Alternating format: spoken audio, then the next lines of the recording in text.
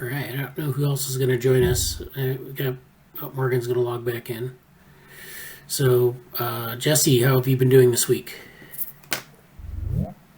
I'm a bit under the weather this week. I took some time off from work, and it's been very, very tired. But no, like other ailments, just it's been a strange week, sort of physically in terms of the daylight and being sleepy, and my sleep being disrupted from. I don't think I have a cold or anything, but it's just not. It was a strange week in that sense. But overall, I'm okay. Yeah, How are you all? I'm doing all right. How about you, Morgan? What's been going on with you?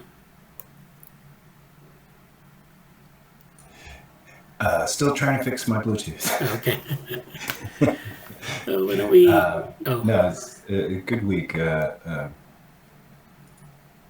I might have to reboot, or Okay. else I will be waking up everybody in the house. All right. So, Why don't we go? We'll start out with some of the Slack channels that Morgan isn't heavily involved in, and then when you reboot. So let's see. Let's share my screen, and if other people come in, they can join in. You can see my screen. All right. So the first one is we'll hit lab management first, I think, and I was doing some reading of various things this week. This is one of the posts here, which is Elephant in the Lab Decentralizing Science. This was an interesting post because it's sort of parallel to what we're doing in this lab and the white paper that we have.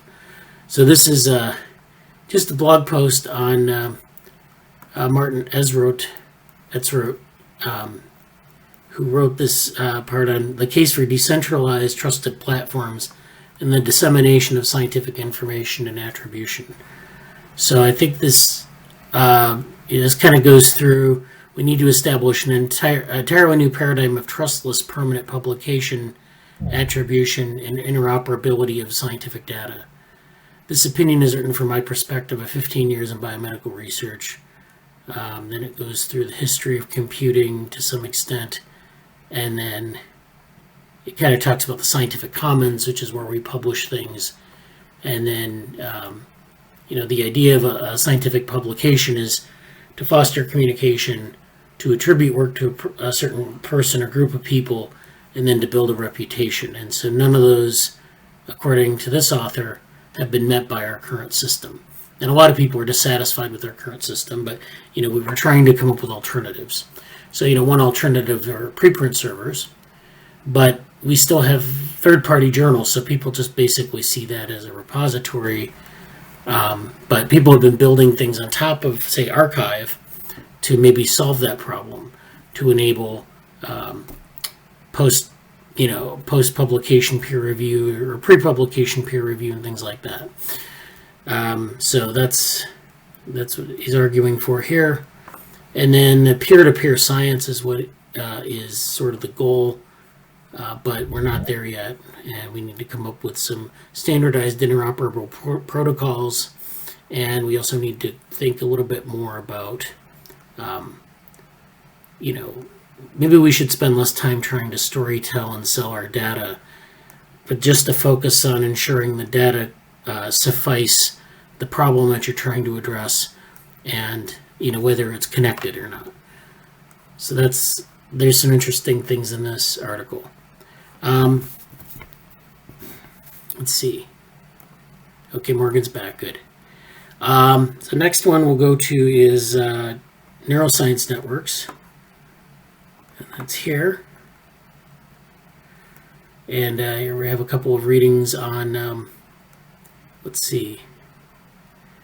Where did we start here? Okay, last Saturday, Unified Treatment of Synchronization Patterns. So we have that paper. And then we also have this one here, which is the latest on ketamine, psilocybin, and MDMA FDA approval. So this is on psychedelic drugs that are used in, like, they call neuroimage drug challenges, and looking at the brain, sort of what they can yield from fMRI data as the brain network, or other types of neuroimaging data as the brain network. And then you try to predict what these brain networks look like, or other types of analysis challenges. So this is an interesting. Do you have any thoughts on this, Morgan, this paper? Oh, you're muted again.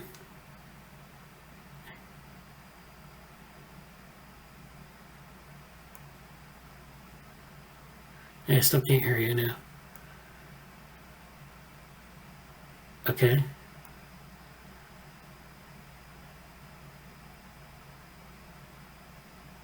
I still can't hear you.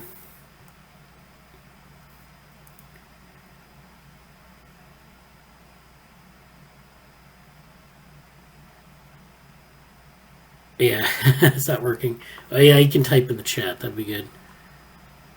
So we'll pull up the chat here.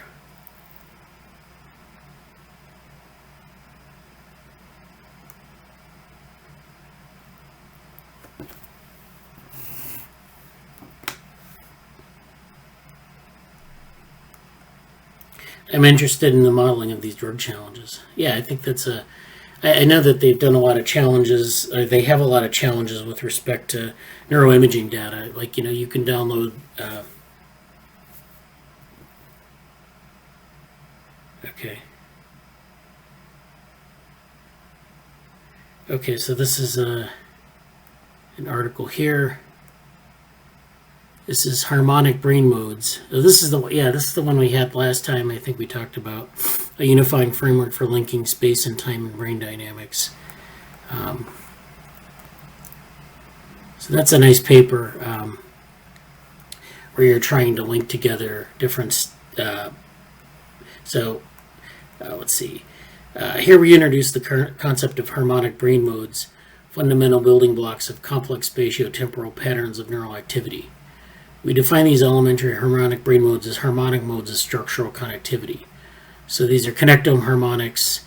So you have, we try to capture different things in space and different things in time as they're happening. So there are these different parts of the network, or multiple things going on at the same time, or maybe at different times, that are linked together.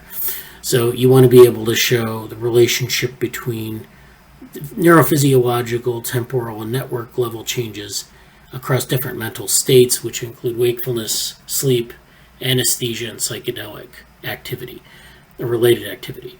And then when decoded as activation of connectome harmonics, spatial and temporal characteristics of neural activity naturally emerge from the interplay between excitation and inhibition.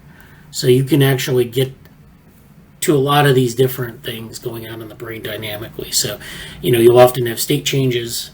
You'll often have things going on at different points in space or different points in time that are related, that if you're not using a network approach, or if you're not using a dynamical approach, you're not going to be able to capture those things. You can't hear me?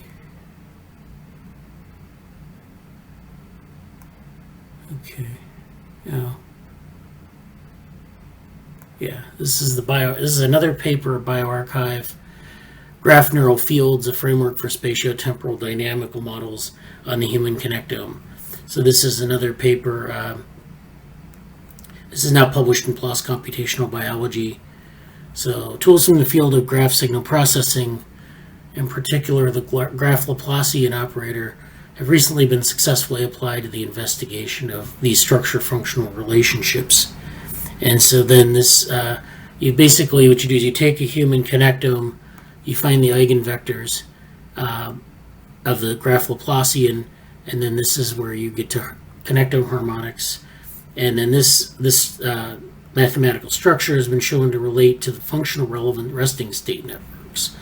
So this is where and then whole brain modeling of brain activity combines structural connectivity with local dynamical models to provide insight into these large-scale activities and functional organization.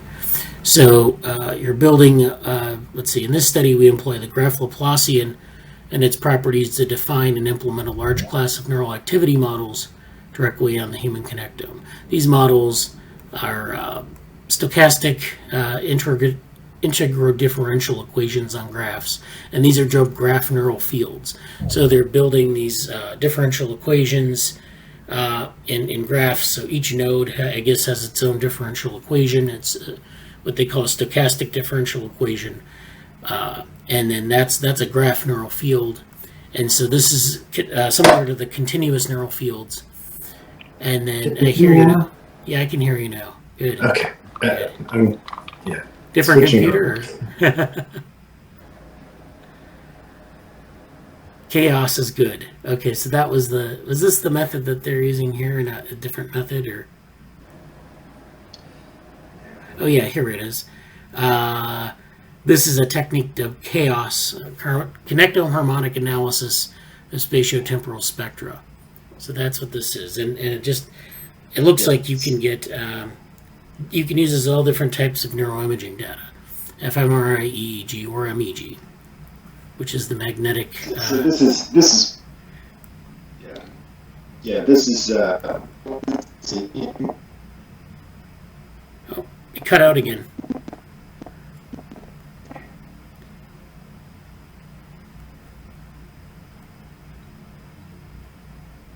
Yeah, no, it's not working. I don't know why it's... Well, I hear it buzzing. I don't know.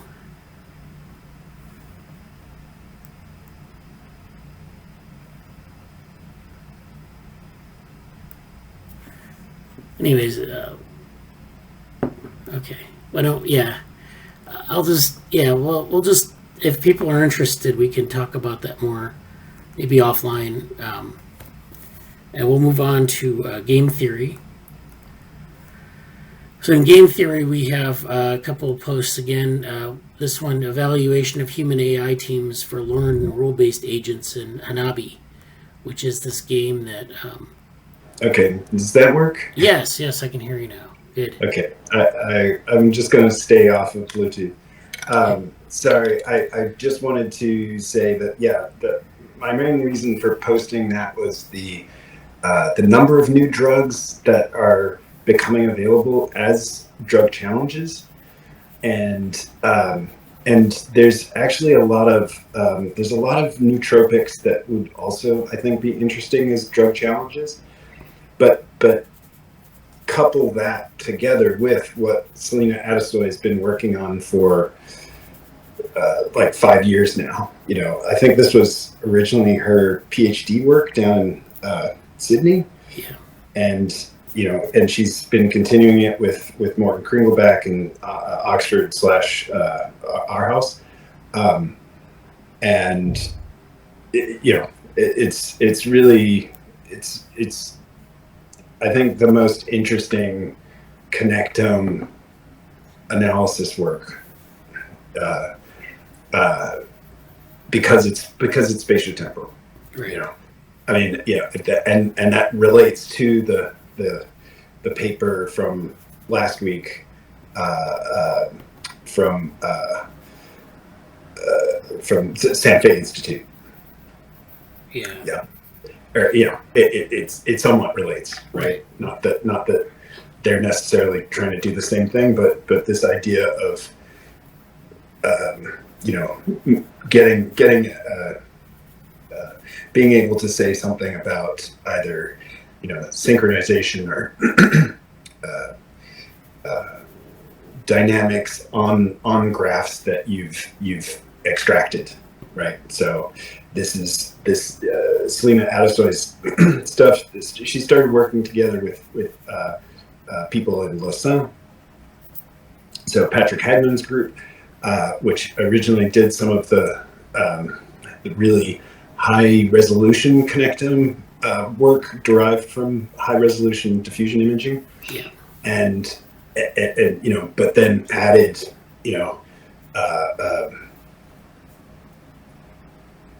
partial differential equations to do time series modeling. So I think fits really well in the brain networks category. Yeah. and so what I've been pushing them for, a couple of things. I mean, so one, I'm always trying to operationalize this in terms of like how do we get the software and work with it, right? Or what's that software using behind the scenes that would be interesting, right? And in the back end, and so the Lausanne group has always been pretty open about their pipeline. Sometimes they'll kind of go dark for maybe like 4 or 5 years. I mean, you won't get a new release, Right. But they have a new release, and Selena started working with Lausanne in terms of definitely using their diffusion pipeline. So what, of course, I've been trying to do is like, well, now if you just give us the last bit, we can see what's going. We can see more about what you're doing. How does this play out when we, let's look at other kinds of data. And I mentioned this at a NeuroTechX meeting that like these papers that do come out on drug challenge stuff, they have a certain novelty because of the rare data, right? You couple rare data with an analysis pipeline that you can't work with, and it becomes this kind of like fascinating jewel of a paper, but like you can't touch it and you can't learn from it. Right. And that's disappointing. So we were talking about this at the NeuroTechX meeting, just in the terms of, are there drug challenges that are less controversial than ketamine and DMT and things, but would so it'd be easier for us to run ourselves. Easy, like you don't need fMRI on this. You can, certainly the really interesting thing is to do, say, just high density EEG, and then can we look at the analysis pipeline and other things.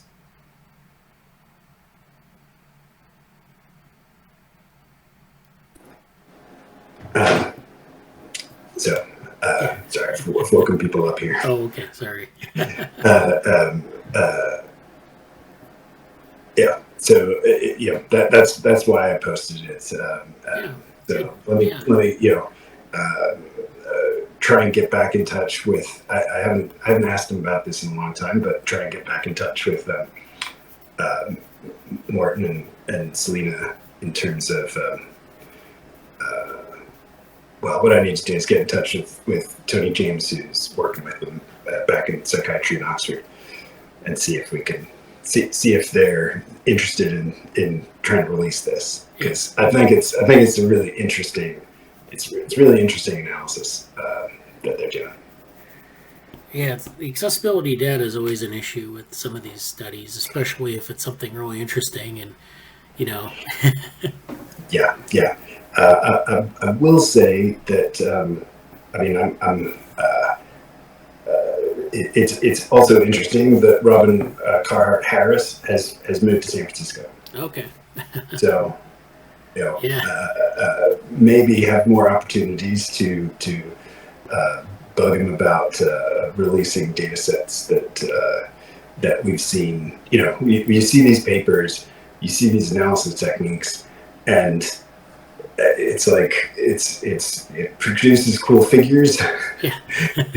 But it's like, do I really have to write this? Do I have to rewrite this myself just to be able to see what it would do with our resting data or something like that? Right. Because it's pretty challenging stuff. Yeah, it is. So yeah, that's great. Why don't we move on back to the game theory? Let's see.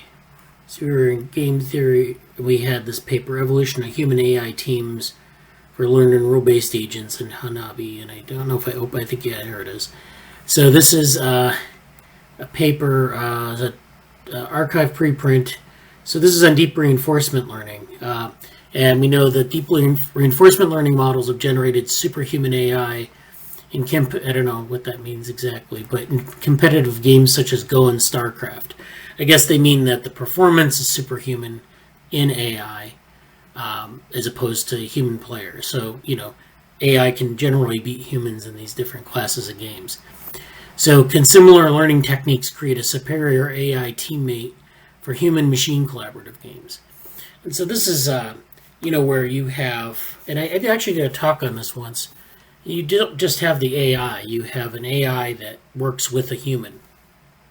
And the history of this is somewhat fascinating because this started in the chess world where Garry Kasparov got beat by Deep Blue back in the 90s. And so he didn't like that very much because, he's a competitive chess player.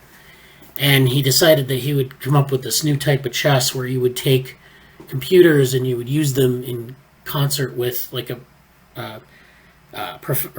expert human. So and the human is an expert in their domain. If you are a chess master, you're an expert in that domain. And then you use the AI to sort of do what you can't do. So you think ahead.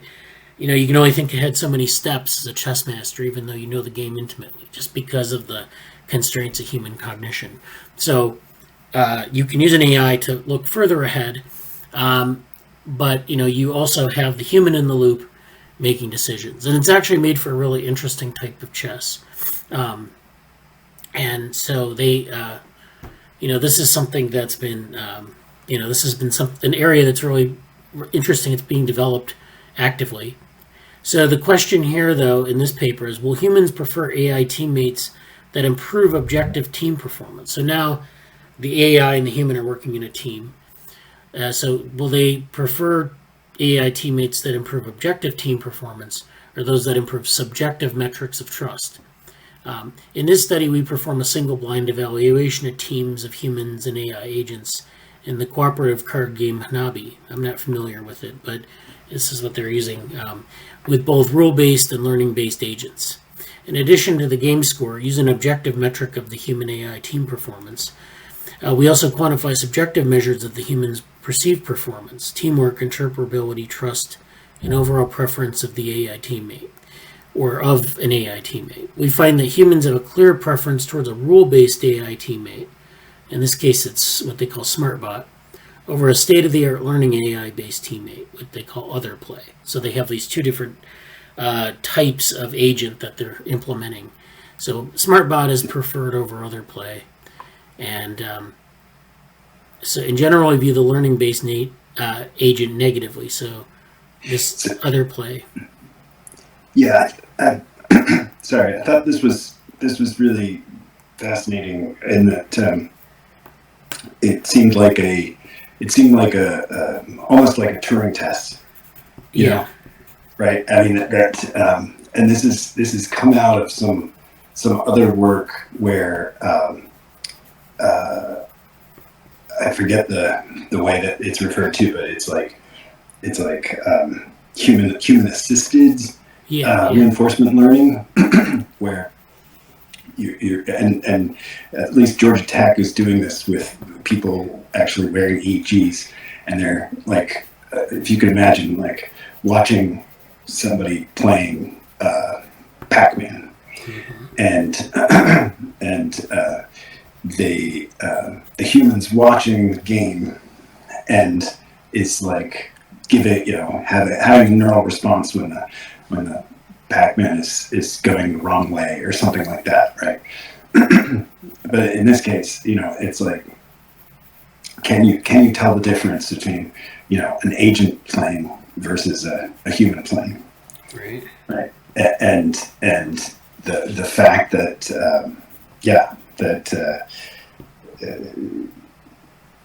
that the reinforcement learning, did they say something about the performance of the agent? Because I can even imagine where the performance is actually better for the reinforcement learning, but the human still doesn't want to play with that part. You know? And that's what I wanted to. Yeah. Yeah, that's great. And this type of hybrid between an algorithm like an RL algorithm, and then what humans are doing. I think that's really fascinating. It's kind of one of these, it's also a complex system where we have feedbacks and we have. I think we were talking about cybernetic control, and we'll talk about that later in the meeting. That's a very good example of that, where you can model that process between the human and the AI, depending on how you want to set it up. I mean, like in this paper, it looks like they did a lot of things with like behavioral metrics, but there are other where you can actually use like EEG signals or other types of signals from the user or the person. For those that aren't familiar, the EEG signal that you're kind of picking up on is this. Don Tucker used to call it the "oh shit" wave, and it's this error-related negativity, and it's yeah. Anyway, it's sort of automatic, and yeah, we can. It's relatively easy to capture in real time, like single trial. All right.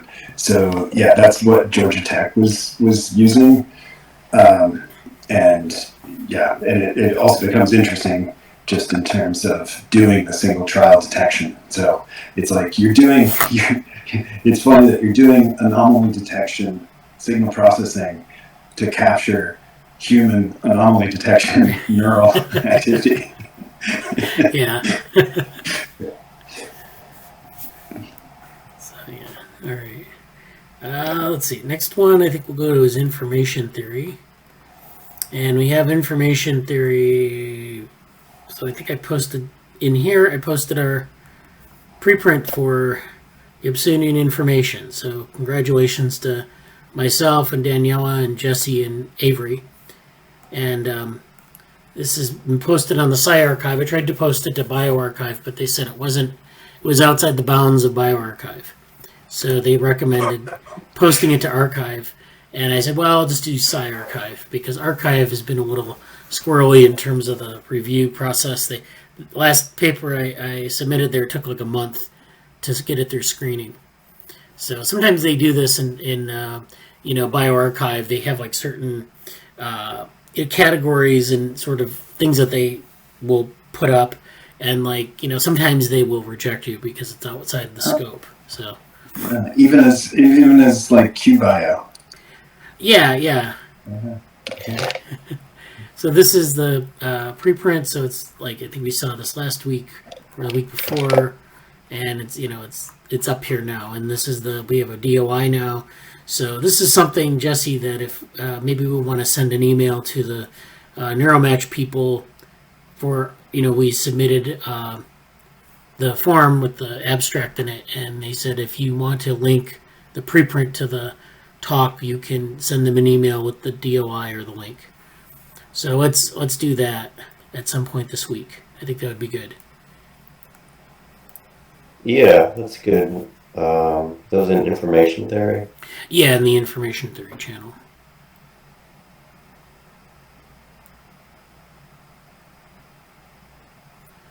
Okay. So again, congrats to people on that. Next one up is Data Science ML. So this is, let's see, I think this is the only thing we have for this week. This is a tweet. It is critical for reinforcement learning practitioners to properly evaluate and compare results. I wrote a visual explanation about the tools using the our reliable library. And then this is I don't know if the picture will come up here. Here we go. So this is the sort of the notes that were taken on this. So there's a score normalization, interquartile mean is found, and there's a bootstrap confidence interval used, and then there's a probability of improvement. So they use this procedure to look at two different algorithms here, where you're comparing each run from X to each run from Y. And here you build a confidence interval for your results for different samplings. This is a score normalization for reinforcement learning. So you take the target score versus the minimum score. You take your current score minus your minimum score, and you divide the two. And then you analyze the results in this way, in the diagonal here. So this is a method for analyzing RL data. And, this is something that, of course, if you're playing an RL on a set of video game benchmarks, there are different performances. It's like in human behavior where you have like learning data and you need to figure out how to analyze it. So this is a good technique for this. Thank you, Jesse, for posting that. Next up is developmental AI, and Jesse has posted some things here, and I've posted something as well. So let's see. This is okay. So I think this is the first one here. This was a post. I am an editor for The Gradient, which is I don't know if it's a blog or like a online venue for machine learning papers and deep learning papers and reinforcement learning papers. And it has the little gradient, has the delta here. It's not the delta virus, it's the gradient. It's a gradient symbol. So, this is the gradient descent technique that they use. So this is an article that just came out. This is Jonathan Mugen, who is a principal scientist at De Umbra and is author of The Curiosity Cycle, which is a book that he wrote. And I think he got his PhD at the University of Texas, Austin. And this is an article that I helped him edit to get it published. So here's the gradient. And this is the article. Strong AI requires autonomous building of composable models. So their argument here is I really liked it because it was kind of combined like a lot of the developmental stuff we've been talking about with a lot of the category theory stuff we've been talking about. And so it's really kind of just an overview of what he calls strong AI, which is, of course, having this sort of robust AI that is, better than what we have today. And so what do we need to have in place to get there? Because obviously what we have now is brittle in a number of ways. So the models that AI builds must encode the fundamental patterns of experience. And they must be rich and deep so that AI can access and reason over the causes of their inputs. This means the AI needs to understand the world at the level of a human child before it can progress higher. So to get this understanding, we need to train AI in simulated environments like our own, and the AI itself needs to be guided to pay attention to the useful aspects of learning. So to measure learning progress, we need to access the internal processes of the AI models, because there are lots of ways for AI to appear intelligent without being able to generalize. And so this is so he talks about this Sphex wasp, which is a type of wasp, and it stuns crickets and puts them in the nest to feed their young. Before bringing the cricket into the nest, it first moves to the edge, and then it goes into the nest to perform a check. Once the check is complete, it exits the nest and brings the cricket inside. But if an experimenter went into the nest and moved the cricket away from the edge, while the wasp is inside checking the nest, the wasp will blindly repeat the loop by first bringing the cricket back to the edge and then going inside to check the nest. This loop has been observed to repeat up to 40 times.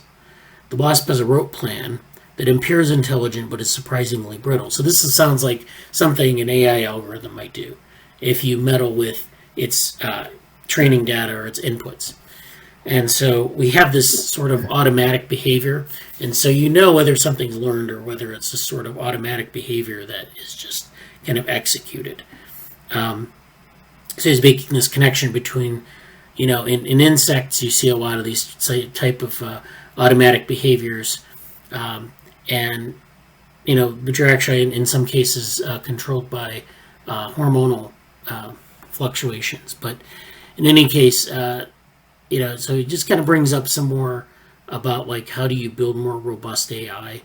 And so there's a lot of good stuff in this article. it talks about why models must be learned and dynamically composed. So the idea is that not only is learning important, but the way to do that is to compose things dynamically. So in composition, you have these, small parts, maybe these automatic behaviors or maybe other types of things that are very small pieces of information, and then you have to compose them together.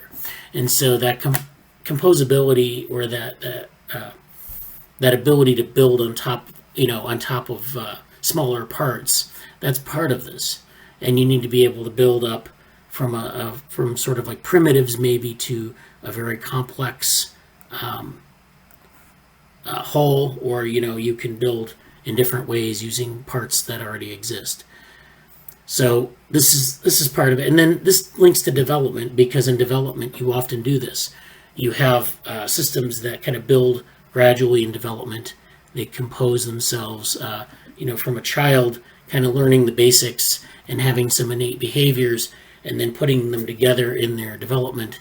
And then finally, as an adult, you have those pieces built together. And learning is very similar to that, where you have, where you kind of figure out the lay of the land, you have small pieces that you learn, and then you put everything together. And then that's how you become an expert. Was that? No, I was going to say that this is super interesting. I don't know if I mentioned my developmental psych thesis before, but what I was really trying to do was replicate a paper of Annette Karloff-Smith, who's I don't know if she was a direct student of Piaget, but certainly was following that kind of cognitive development research path. And she had a paper talking about the development of drawing in children that I wanted to replicate. And it was very much what you just described as Speck's WASP, in the sense that, like, you would ask kids to draw pictures, but you'd then also ask them to draw pictures of things that didn't exist, right? And the really interesting result was to draw, for kids around the age of 5 through 7, ask them to draw a picture of a person with 2 heads. And they would, so there's this stereotypical pattern, right? So some people call it like a tadpole person, like a big head and then like a line body and arms, legs. And, and there's you always start with the head and, these kinds of, so it's like this kind of procedural thing. And when they do the second head, they continue on and draw second body, second arms, right? So it just sounded exactly like the wasp there. Okay,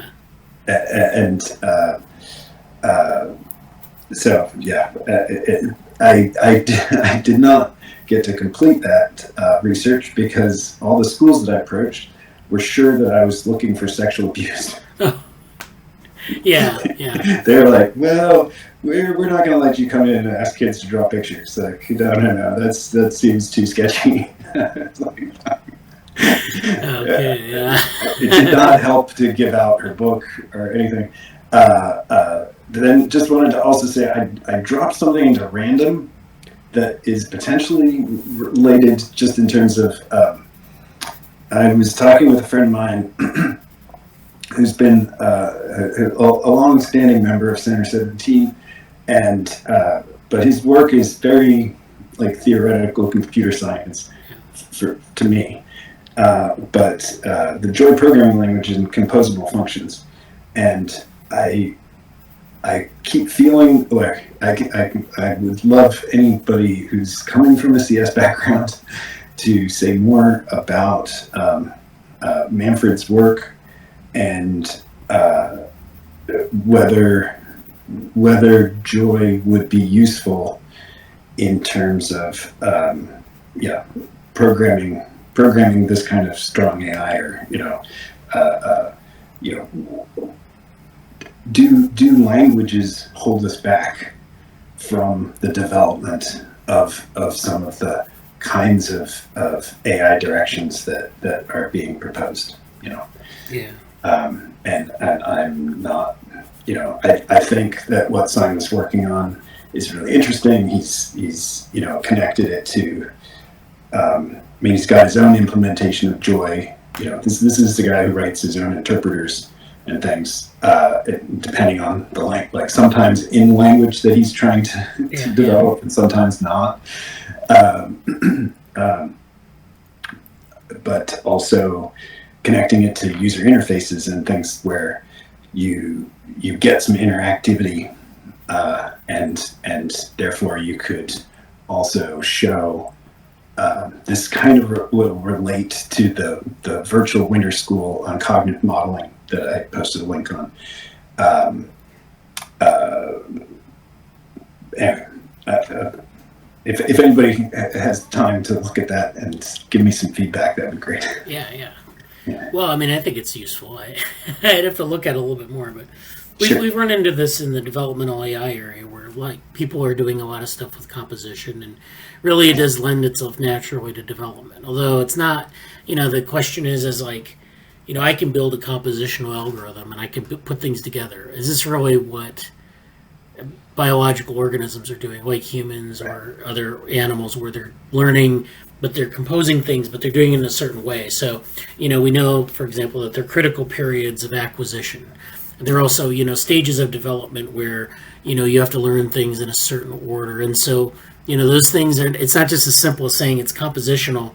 You have to kind of work out how these things are acquired. Maybe, there are things in the in the biological substrate that are critical in terms of acquisition at those points as well. And I think I'm going to get to the critical periods Discord to go over some new stuff, but that's another, that's one thing that we need to revisit, I think, a little bit more deeply.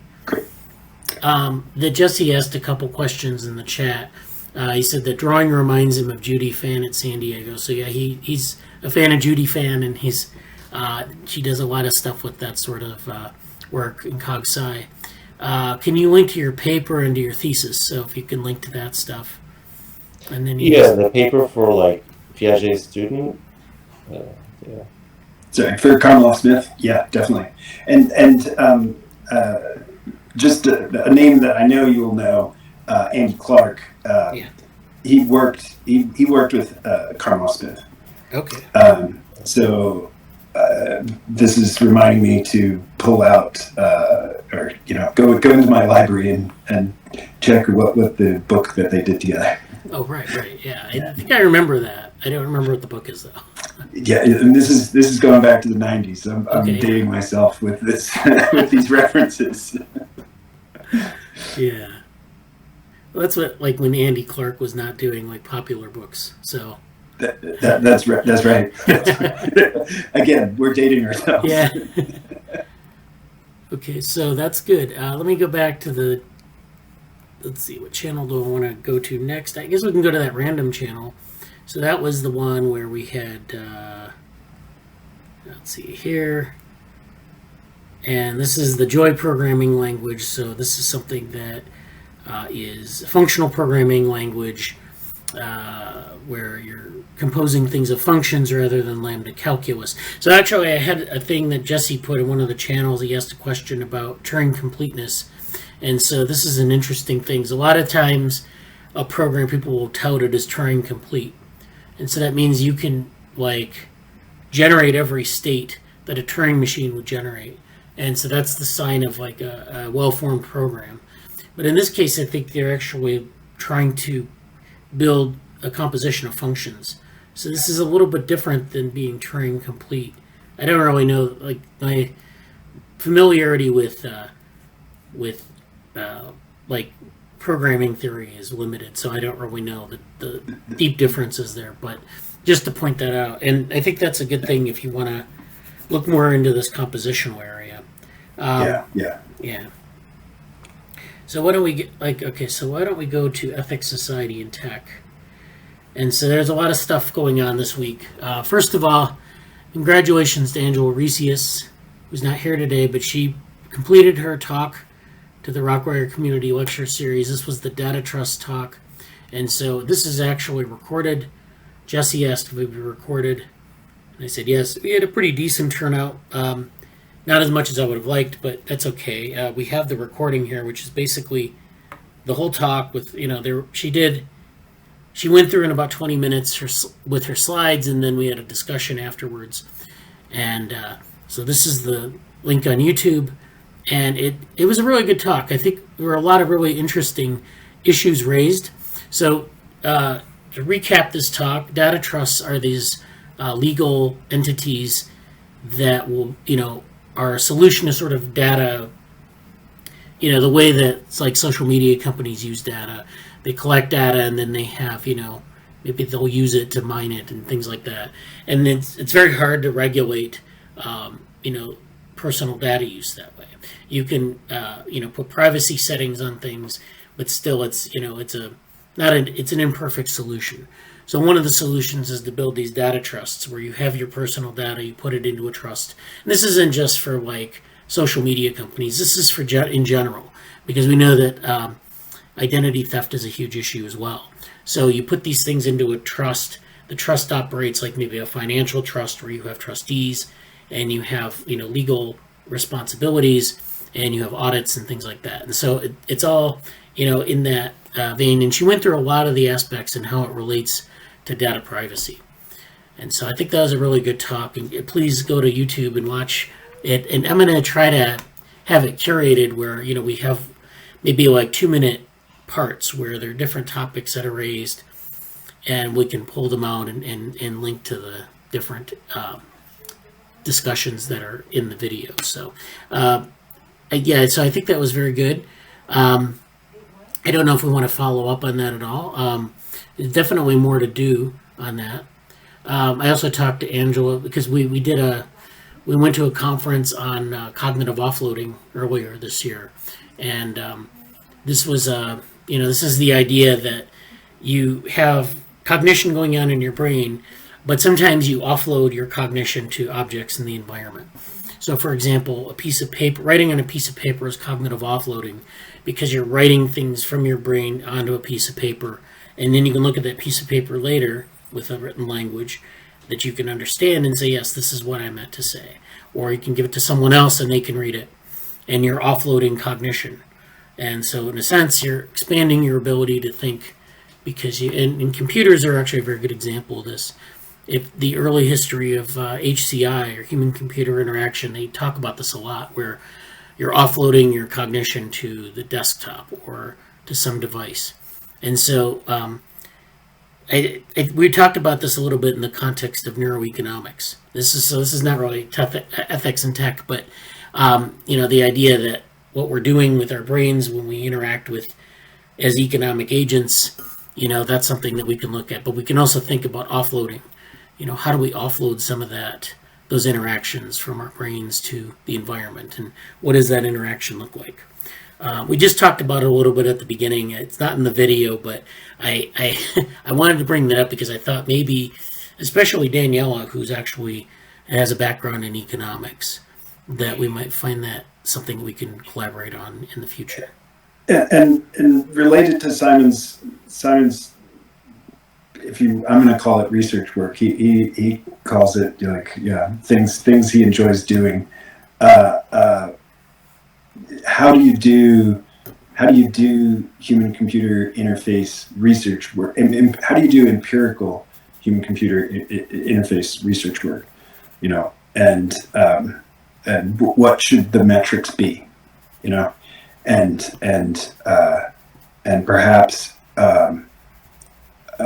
as a counter example of bad HCI, people redesigning the interiors of cars to be less safe because they've turned things over to touch screens and abnormal wheels.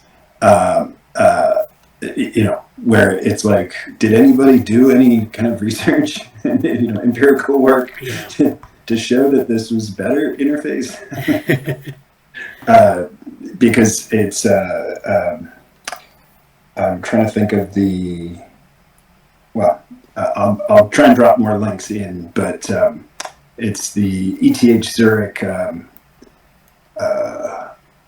I'm forgetting this. Some of my old programming language that had a user interface built in that he's linked together with Joy, and I think it would be a great interface to use for human-computer interface research work. But again, would love any suggestions on that. And this will come up with when we talk about ACTAR, for instance. Yeah. Okay. Yeah, that's good. Let me go on to I think there's still some more stuff in this channel. So this was another couple things that Jesse posted on this paper is preprint, algorithmic monoculture and social welfare. So this was an interesting preprint from John Kleinberg and Manish Raghavan, and they're talking about basically algorithms that we talk about in terms of screening applicants for things or doing things like selecting people in a social setting. People have raised concerns about something called algorithmic monoculture, in which many decision makers all rely on the same algorithm.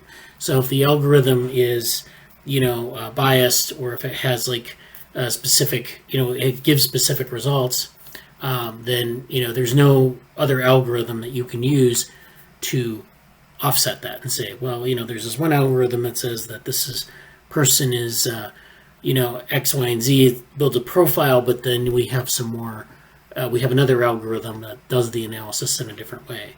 And so one way to get around like a lot of the problems we have with algorithms and applying it to social settings is to have multiple algorithms and giving different answers and giving based on different criteria. So this is interesting.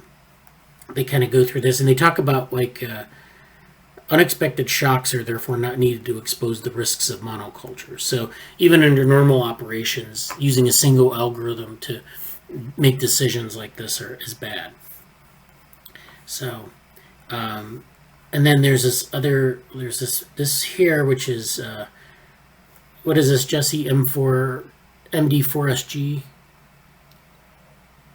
Oh, it's you can open the link. It's like a conference or a group of people that like something for design for social good, like mechanism design, I think, for social good. Okay. And it's sort of it's a group that the speaker, the paper, the second author on the previous paper was someone who I saw this week at MIT's AI Ethics Reading Group.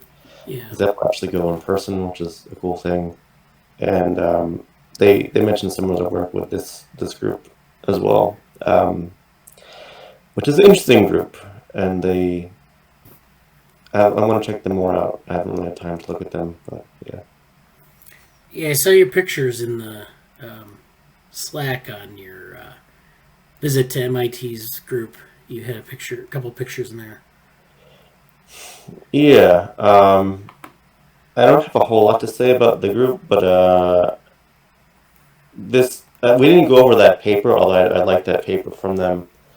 And basically, what we did talk about was the speaker is the topic was automated hiring and how that relates to basically AI and AI ethics and some of the pitfalls and challenges with that. And a very quick summary of some key points is basically we're at a lot of standstills right now because having standards about this is tough. And we kind of have to deal with existing legal and consequentialist ways of addressing stuff. And there's not a whole lot of room for innovation right now. And it goes back in a lot of ways to explainability and interpretability of AI processes in general. And just they talked a little bit about the difficulty of how do we even define AI, particularly in a legal context with consequences, and the challenges of across domains and across functions, and it, in a lot of ways it's better to just try to regulate or have some specific guidelines for specific functions that an AI is doing, rather than saying, okay, well, here's exactly what artificial intelligence is, but like at least we can have in this particular function of what we're being used, here's what we can and can't do, or try to push towards some relative transparency in that process. But it's not, honestly, hearing someone who spent a lot of like time recently in this specific field and dealing with it, is like, it's a very specific application of a very thing everybody, we all deal with it, you know. And there's a sidebar discussion about how, and people don't really even realize right now how much you're constantly being screened all the time for all of your web forms and job locations and stuff. You know, and all, like, you know, the white text bullshit and adding keywords and how that's become so normalized. But like, excuse me, basically my my impression, and just superficial reaction to all this that's not technical, is just, oh boy, like, this is not an easy, like, it's almost like we gotta have a progress on some other front before we can even try to do this here. And I wish I could, I mentioned this to Valeria, who's I guess an alumna at this point. But she's finishing up her, she's in Chile, but she's finishing up her law degree, and is doing a lot of work adjacent to this. And I did mention this to her, but she's way busy right now. So when she gets back, maybe we can have a discussion about some of this more so. But I just feel like it's a really fascinating thing to look at as a real mesh point between where we are with AI and what bottlenecks we have computationally in understanding computational stuff, and the, you know, the black box, and what we can and can't do about explainability and interpretability and the efforts, and very clear, you know,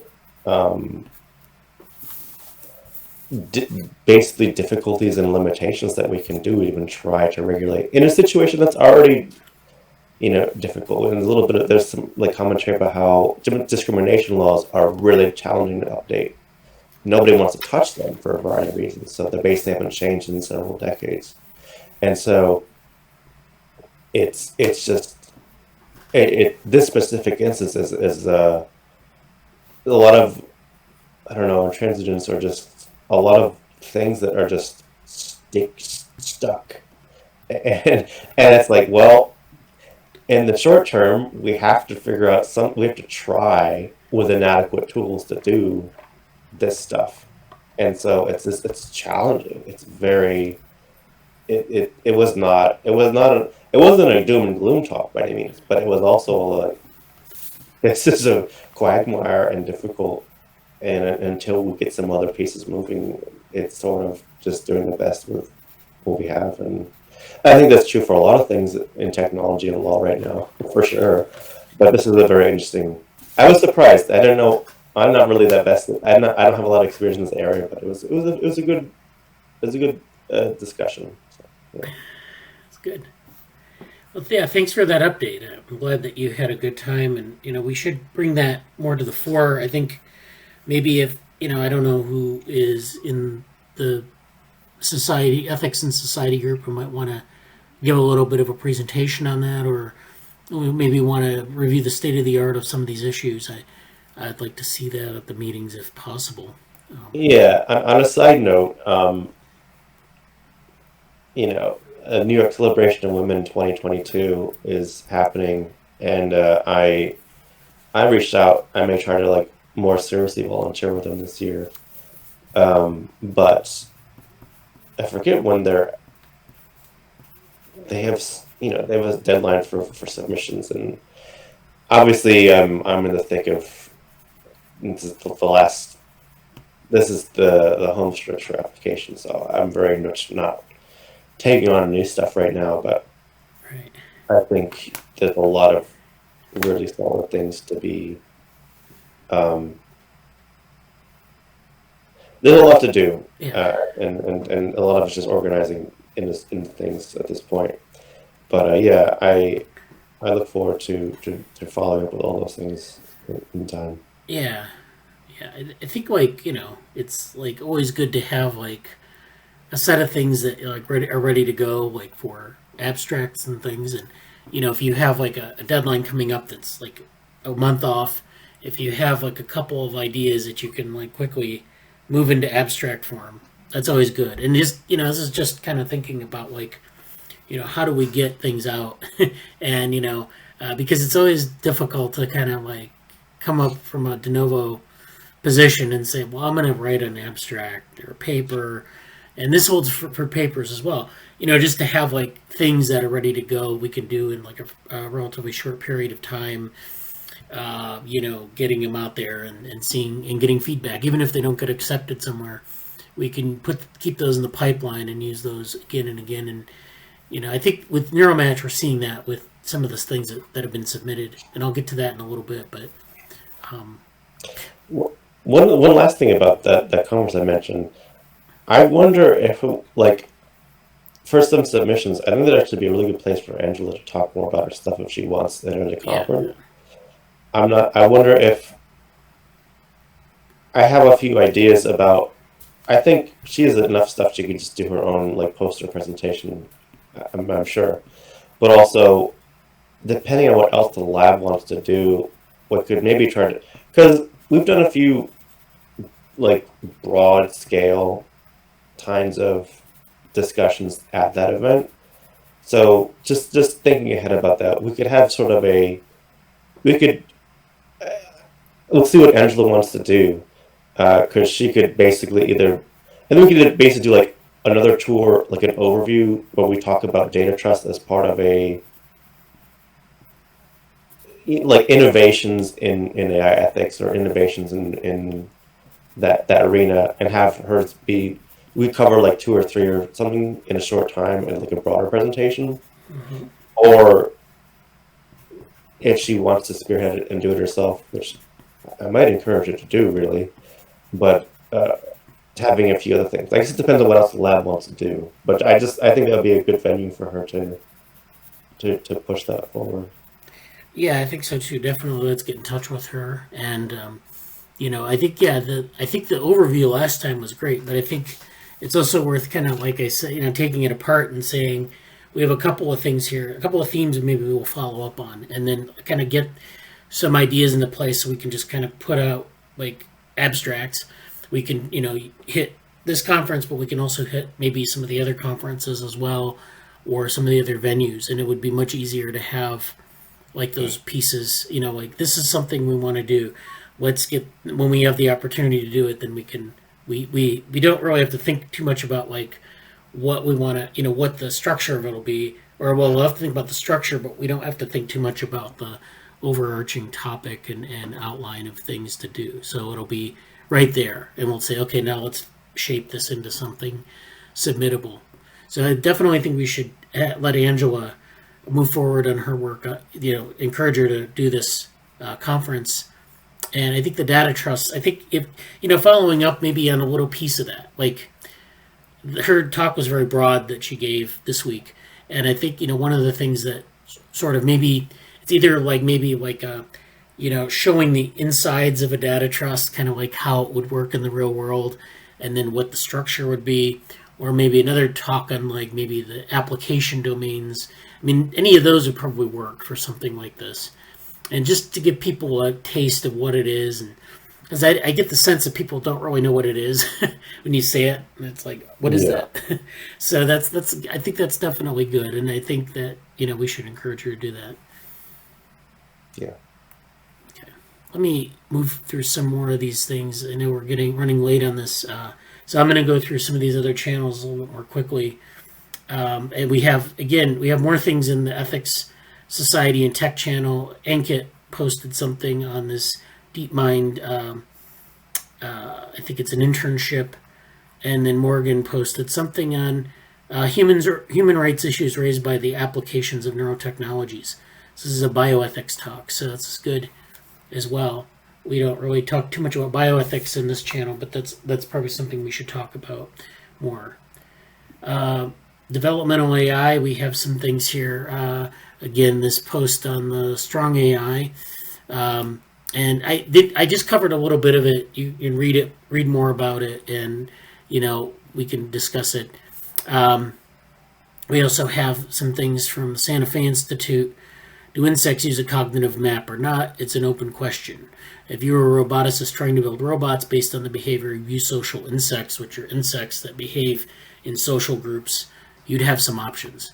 So, this is like the old swarm intelligence idea of ants and bees and their behavior, and using that as an inspiration for algorithms. So in this case, you have this paper, Wayfinding in Displaced Clock Shifted Bees, proves bees use a cognitive map. And then this other paper, No Need for a Cognitive Map, Decentralized Memory for Insect Navigation. So there's this debate going on about cognitive maps in insects.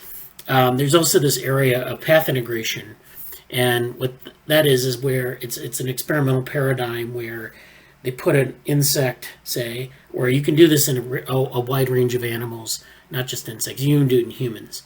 You put them at a home base, and you make them follow sort of a diamond-shaped pattern. So basically, you give them information in the environment. You start them at a home base. You go to some location. You go to another location. You go to a third location, and then they have to find their way home. And the idea is that when you're walking, your footfall, your orientation, all of that is represented in the brain. And so when you have completed sort of a semicircuit, you should be able to find your way home, right? So this is actually, you can see this in insects and in other animals as well.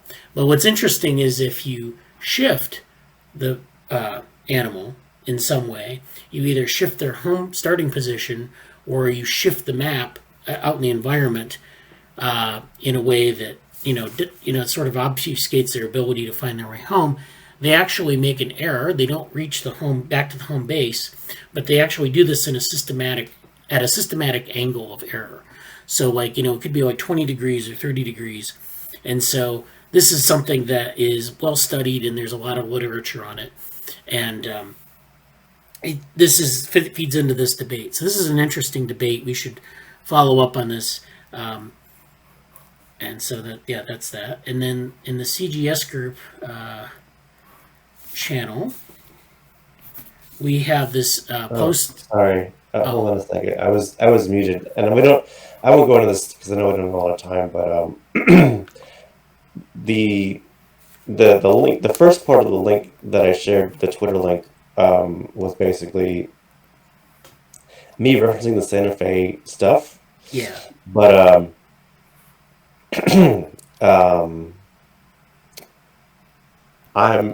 it came across because I was looking for some eusociality related stuff in Twitter, and it's not exactly what I was searching for, but that came up for related reasons.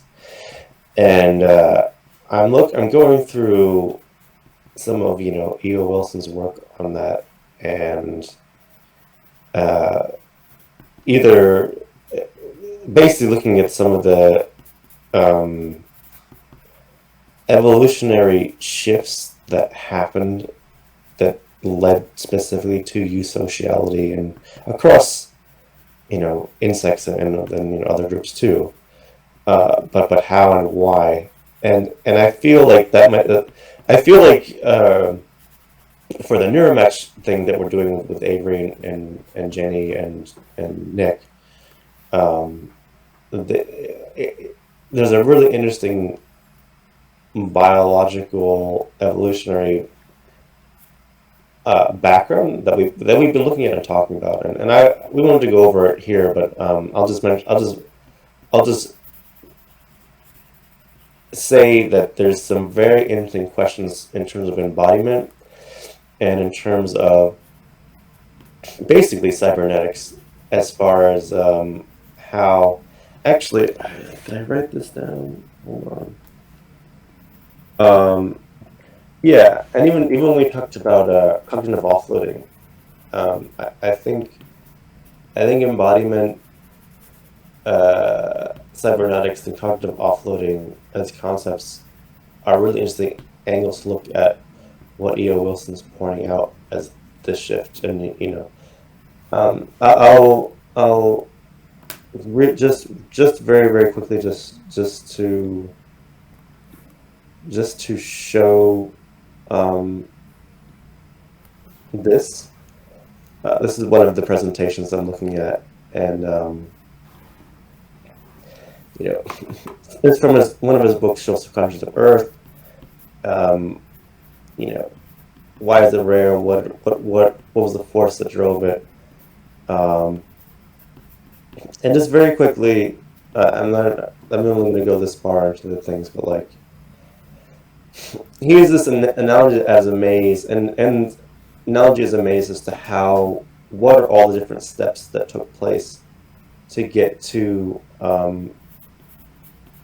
do you come out on the other side of all these different things that happen where we know as sociality now. And he talks a lot about the structure of nests and being able to collaboratively have a nest and to forage and to bring things into the nest, and so on and so forth, and have a kind of a group care system, and why did this happen, and he goes over some examples of why it does work and doesn't work, and people who kind of get up to the threshold of this but don't actually put it in action, and so on and so forth.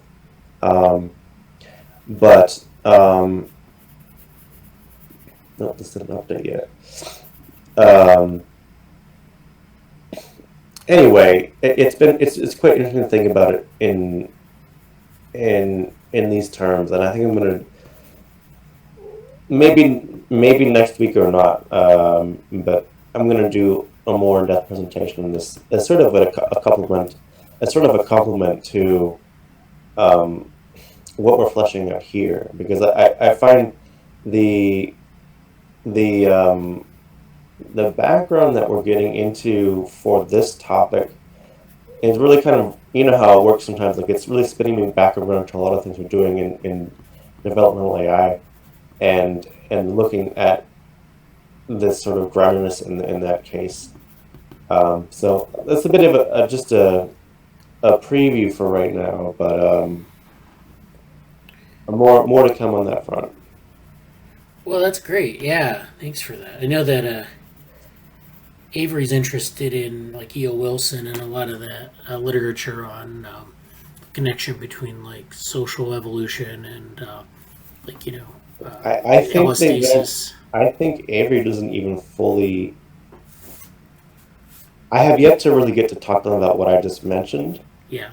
But I think they will greatly appreciate basically Wilson's work in that area, because I don't think they really know it yet, and so it's sort of like saying there's a evolutionary biological like embodiment that like the maze stuff that Wilson alluded to, like that's going to help a lot of what Avery's trying to do, and within the context of a eusocial environment, a lot of things.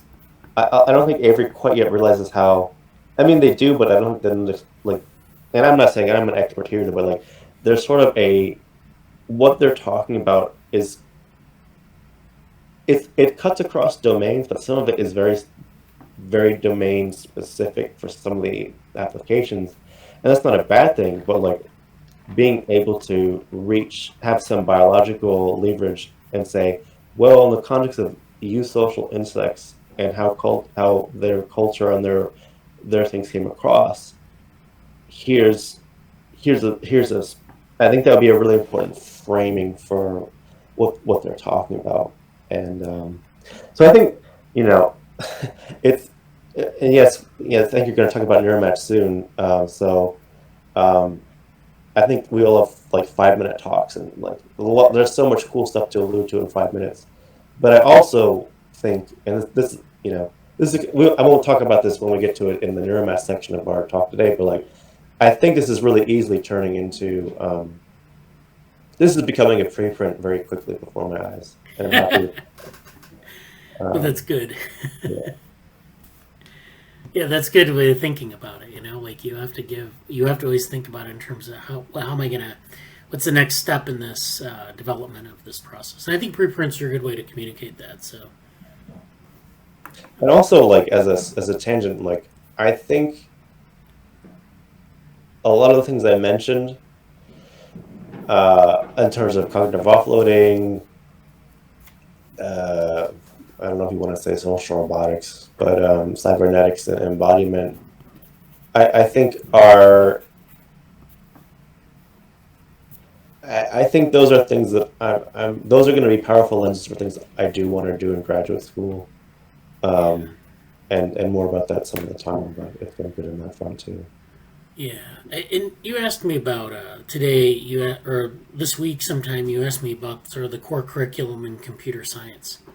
So I don't know if you got what I had written there in the channel. It was probably one of the private channels, so I don't want to go over it in the meeting. Yeah, I think it was like what area should I look at for what I want to do? Yeah. So I mean, my approach to that was like, and I don't know. I'm not like, it depends on the department, the specialty.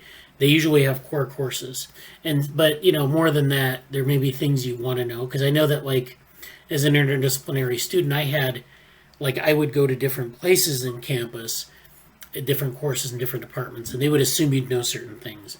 And so even in like psychology, you have a core set of courses. Computer science, you have a core set of courses. And if you're an interdisciplinary student, you're moving between those courses, and you're like, well, there's things that I don't know here. And sometimes it's very obvious, and sometimes you can pick up like what's going on. So, I guess the core, I think I put a list of core things in there.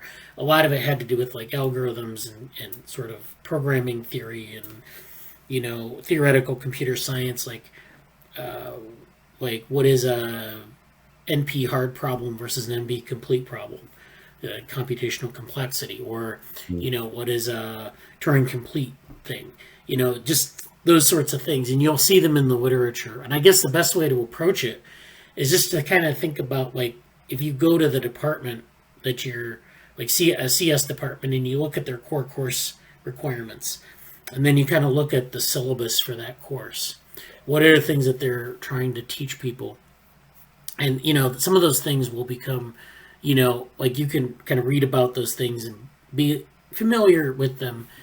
And that helps you a lot of times with some of the interdisciplinary work, because it roots you into that field a little bit more, but it also helps you if you take a concept, say from computer science, and you use it in, animal behavior. And in my program, that was common. Then, you might want to ask some deeper computer science questions.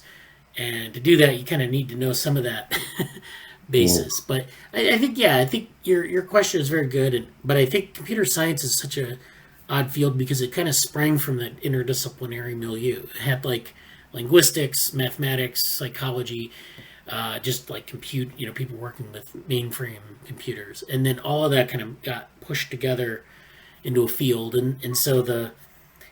So as a result, a lot of fields or a lot of departments today have different specialties and they have different core courses. But so that's my word on that. I just want to make sure that that's like the professional development rant for the day for me. That's a great point, though, about computer science. Yeah, I mean, yeah. That I think gets lost now. And if you follow some of the links on the Joy programming language Wikipedia entry, Manfred talks a lot about new directions in computer science, which are very they obviously are interdisciplinary and relate to other things. So, but how much? Certainly, what he's talking about is trying to get away from von Neumann's ideas of like maybe we've gone past the 50s. Yeah. So what is a von Neumann computer versus a Turing machine is a good example of what you would learn in a core computer science course.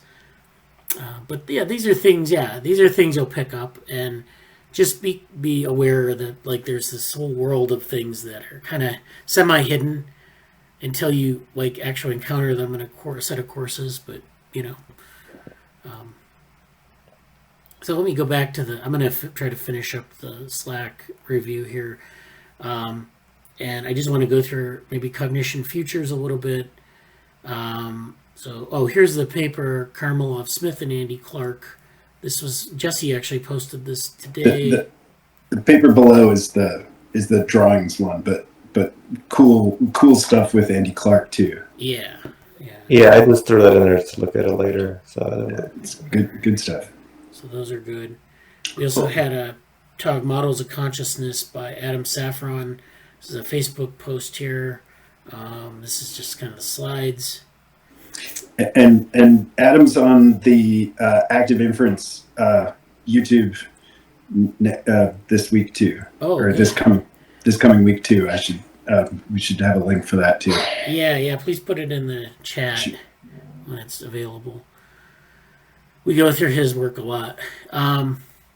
We also just back where you were in Cognition Futures, the ACS the Winter School. Yeah. So just below the Facebook, but above Andy Clark. Here,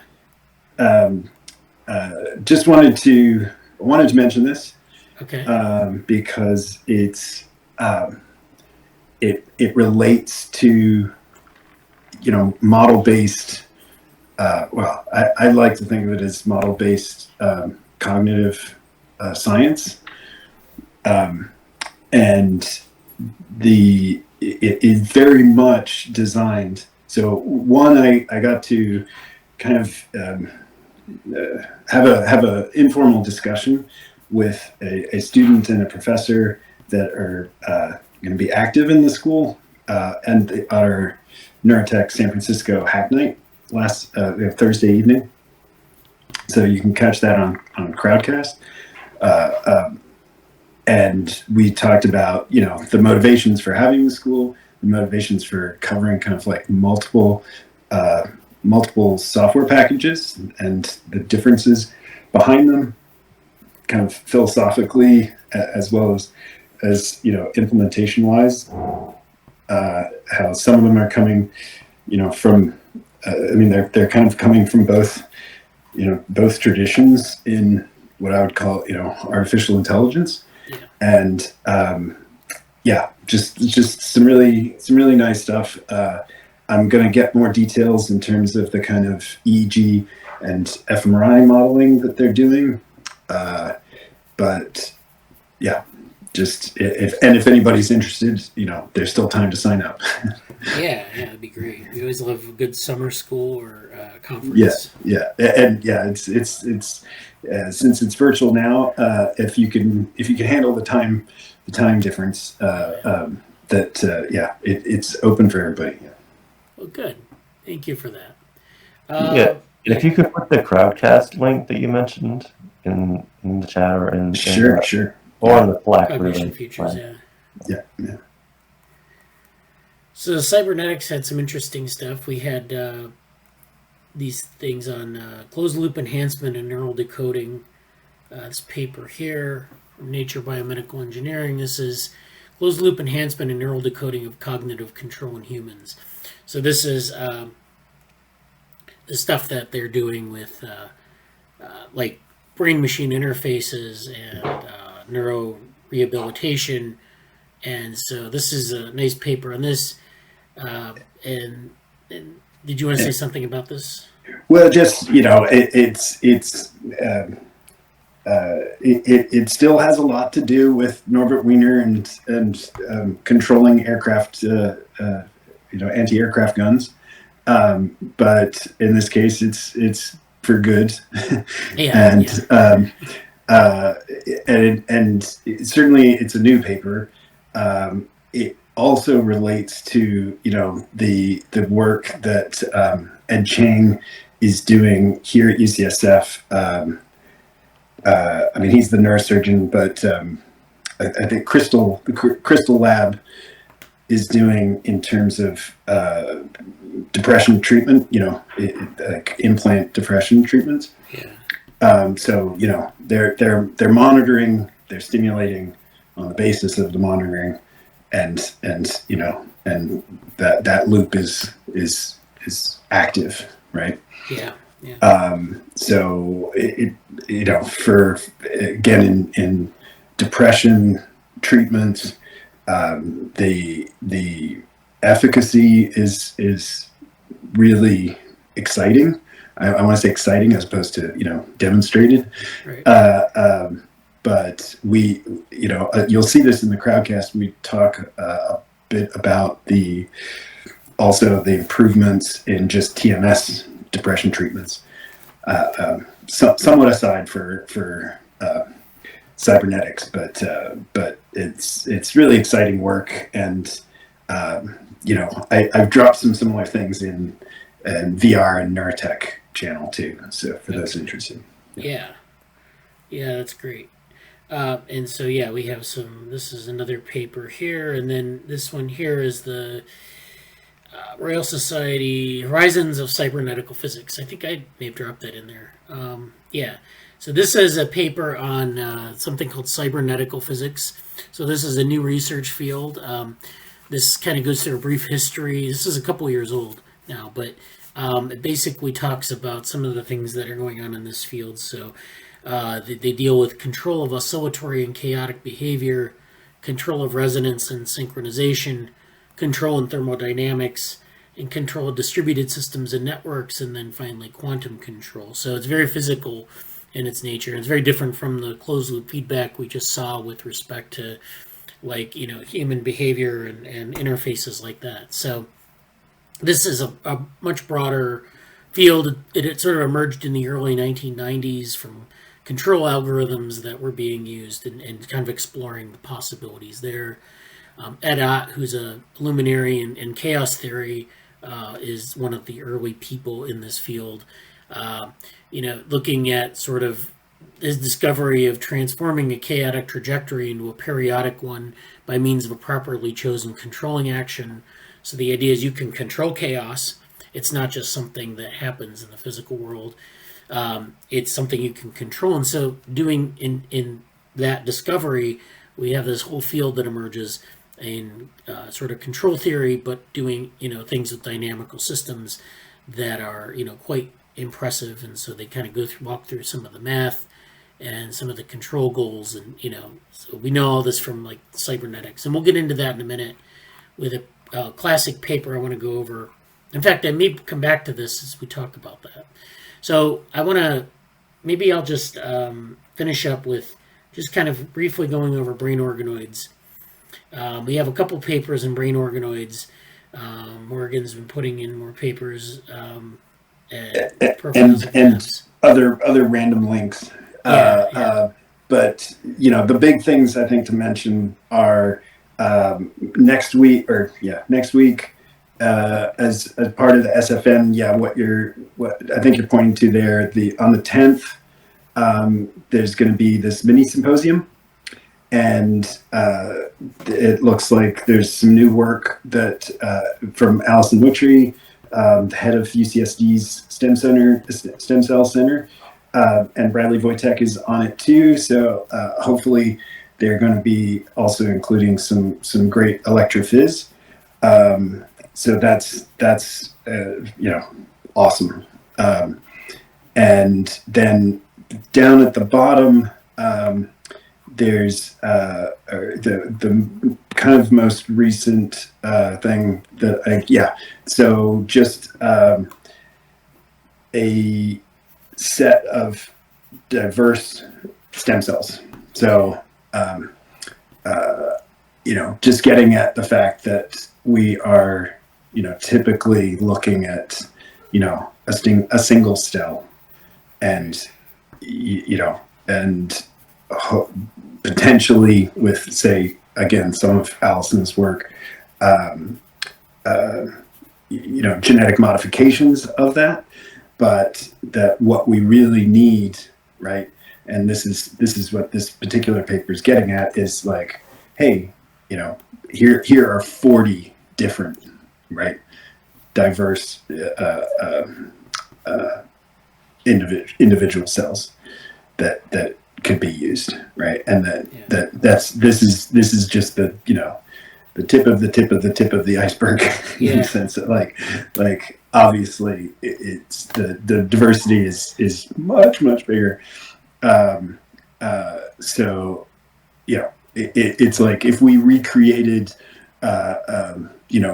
just I don't know, like the last 3 of Allison's papers, but with 40 different cells.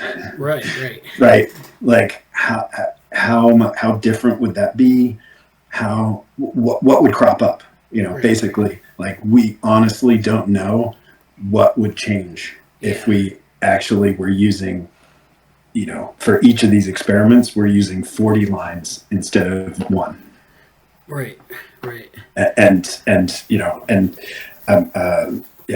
So it like speaks to what I'm hoping we can like bake in from the beginning on stem cell or organoid work is scale. Right? Is that definitely willing to sacrifice certain details in order to scale and in order to really flesh out some of the what happens when we're looking at a diverse set of cell lines. I published a paper with some colleagues back in 2013 on. We did some work on we did some experiments with reprogramming, and we were looking at the difference between like different organs and different genetic backgrounds. And so the idea was that you'd have, we had one set of cell lines that were like from a mouse where you'd have like different organs or different parts of the mouse. So like you'd have like liver cells and skin cells and brain cells, and they were all from the same mouse, so they were genetically more or less identical. And then we had a number of lines from different like genetic backgrounds, different species, and then so we looked at the reprogramming efficiency across those. And I mean, the results weren't clear in any one direction, but I like this idea of looking at diversity of genetic backgrounds, because it tells you something about, a lot of people approach, like, at least in reprogramming studies, that it's this mechanical process that you can, optimize, and they don't really think about like, well, biology is about diversity. So, you have to account for that. So I think this is a good direction. And I'll try and find his name, but the Oxford group, again, I mentioned Tony James with relation to Morton Kringleback, but he's doing stem cell work with some people both in Oxford and in Australia, and they were the ones that showed the differences that you get if you take skin cells, make them pluripotent, turn them into neurons, right? Versus extracting neurons from subject, intranasally, and using, culturing those, and like super important, right? And I was just talking to somebody yesterday about schizophrenia research, but actually kind of was using diabetes as an example. And that for a long time, like, diabetes was telling us what we didn't know about genetics, that I thought was probably the most interesting thing about it, right? And these are the kinds of results that I think are important in emphasizing, like, there's still things about genetics that we're obviously not getting and controlling for if we get that kind of difference, right? Like, making them pluripotent and making a quote neuron is not the same as a neuron that we take from that same person, right? So this is, these are, again, from the same individual. So whether this is like methylation that we're not catching, or what do we need to be, what else do we need to be measuring? to get at say the differences between, I mean, even I think that problem itself would be a really fascinating molecular biology problem. Yeah.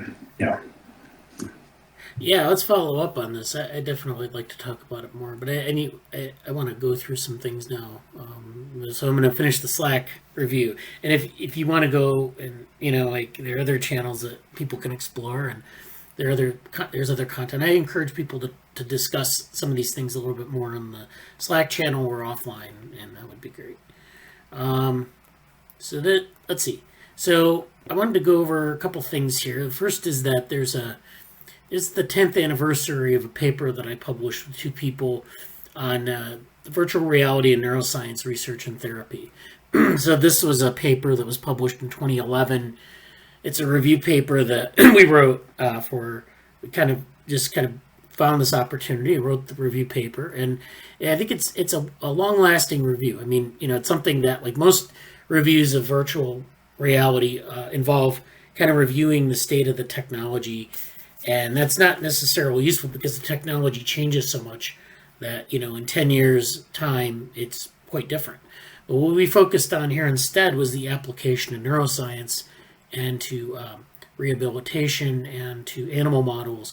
And so this was something that was at the time pretty unique. It still kind of is. It's been cited, I think, 730 times in the last 10 years. So that's good.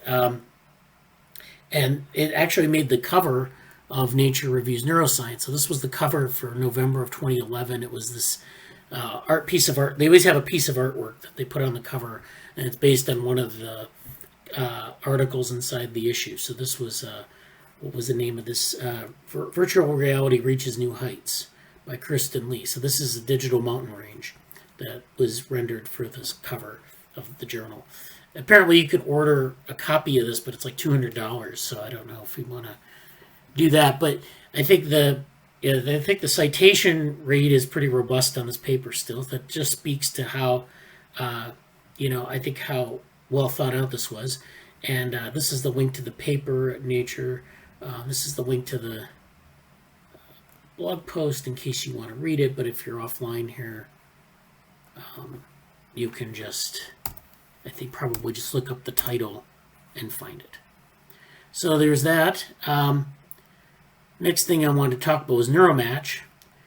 So our Neuromatch submissions, I think we submitted a number of papers. We've submitted, I don't know exactly what our count is. I know we had that spreadsheet that we had all of the submissions in, but I don't think that's complete.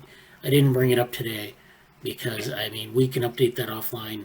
But I want to make sure that we know what's been accepted and submitted so that people are working on them. I know Krishna submitted something, Jesse submitted something, I submitted something, and I think maybe Danielle as well. Jesse? Yeah, I know there's at least 4. There's Krishna, there's switching theory, there's Gibsonian information, and there's the allostasis one. And Avery is the name on the allostasis one, or like their account submitted it. But I'm kind of managing that for them. And I don't know about Daniela, but I think she was going to, but I don't know. Yeah. Well, anyways, yeah. So our submissions, I know the switching and the GI and I think the allostasis were all like 5-minute flash talks, or what they call 5-minute flash talks. So was that? I think so, yeah. Yeah. So this is going to be, kind of a challenge, especially for the allostasis one, because we have to kind of take these really big ideas and cram them into 5 minutes. But it can be done. I've done this before. And so why don't we, plan on, and this is only a couple weeks now we have, why don't we plan on discussing this in the Slack, and then maybe next week we can go through maybe I can work on the switching one a bit and get it down to around 5 minutes and show you how to do this. Through really compacted in, because it's going to be pre-recorded so we can kind of practice it. I think that's going to be a great thing for us. Yeah. Well, I think, the idea is you don't want to like do everything. You want to really hit the high points, and especially the definition in the allostasis one, just the definitions is hit them hard. Just, right, don't worry about like putting a Yeah. lot of. And so, the idea is that we can link to things too. If we have a video and we can link off to, some other thing that we want to show people and they can, just follow up on it. So it's not like it doesn't have to be that self contained. Now, the other thing I wanted to talk about, yeah. So, did you have any questions about that? I have a pretty decent. I'm going to be very. I think Conrad would be very proud of my vision so far, which is basically just. It's literally just going to be context, content, conclusion, and the conclusion part's going to be where we're going with it. But I have a pretty good vision for the allostasis thing right now, and I think having what I really would like to have happen would be obviously having the preprint that in my mind fleshed out would be great. That's not going to happen. I think maybe a kind of a blog post, or maybe I don't know if a repo would really be applicable, but something else directly related, like maybe on the like the Cognition Futures website or something somewhere would be good just to have more there. But I really feel like, especially for the LSD stuff, it's just going to be broad brushstrokes, context, and then some specific content, and then a very simple conclusion. It's like doing a reductionist bullet points on the concepts itself, and I actually feel, for some reason, I feel very good about things right now. It just, I think, in large part because I've done so many flash talks over the last year, Yeah. that it's like, I think I'll be. I mean, we'll see what everybody else on the team says about things, but I feel like my role will kind of be, and this was true with the abstract itself. It's like, all right, well, here's the finite space and resource we have to deal with, and let's just get some things on it and go from there. So yeah, if you do want to put together the switching theory, and I'm up for, I can help you do that this week too, for next week, but also just I don't a lot of Jenny, Nick, and I mean Avery does a little bit, but Jenny and Nick, being able to show them, hey, here's a 5-minute flash talk in concept, I think would benefit them. So yeah. Yeah, I think that'd be great. And here's, let me share my screen again. So I wanted to go over this. I was sent this thing from the organizers. So this is sort of the cover slide. I know that we have, I don't know if you got this in your email, but this is basically what they want at the front of the talk. And then you're going to put your title, your name, and then you can put the slides underneath. So it doesn't need to be in this format, but this is what they recommend for the cover. And then so let's make sure we do that. I got still a problem with like the sharing here. I don't know why, but in any case, that's okay. So next thing I wanted to talk about was the Discord, and this is critical periods in development. So I know a lot of you have joined here. We have Divyesh and Daniela and Morgan, Maduri, Jesse, Rish, Anusha, and I don't know, we have a couple other people, Krishna. And so this, I've been adding to this. Last night I was working on like some stuff that I found. I was doing some literature search. So this is a classic review from 1982 on some things.